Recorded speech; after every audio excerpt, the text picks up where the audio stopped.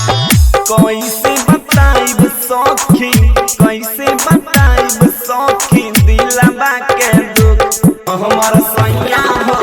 देवत नइखे से जिया वाला सुख हमर राजा हो देवत नइखे से जिया वाला सुख भूखले उ रखत बाले भूखले उ रखत बाले मिटावत नइखे भूख हमर सैया हो देवत नइखे से जिया वाला सुख हमर राजा हो देवत नइखे से जिया वाला सुख। बीची विकास बेतिया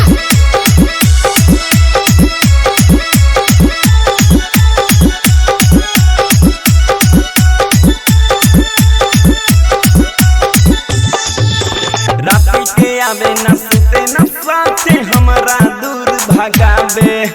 देखी के मुहमा घुरावे ले हमसे कबो न दिलवा लगावे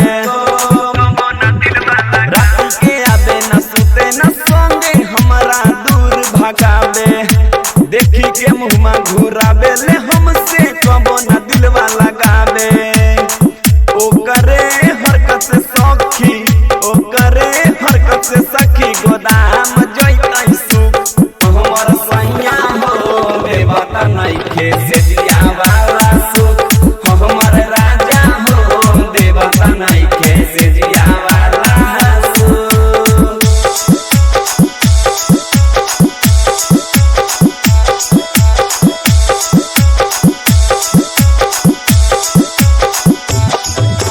बीची विकास बेतिया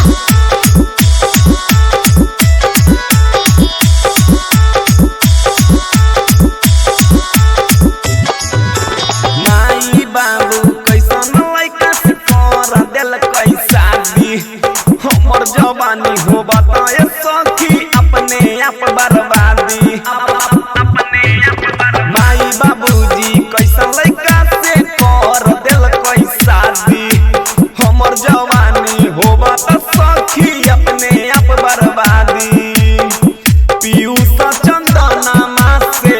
पीयूष चंदना से लड़ाई ले हमर सैया हो देवत नइखे से जिया वाला सुख हमर राजा हो देवत नइखे से जिया वाला सुख। कैसे बताइब सखी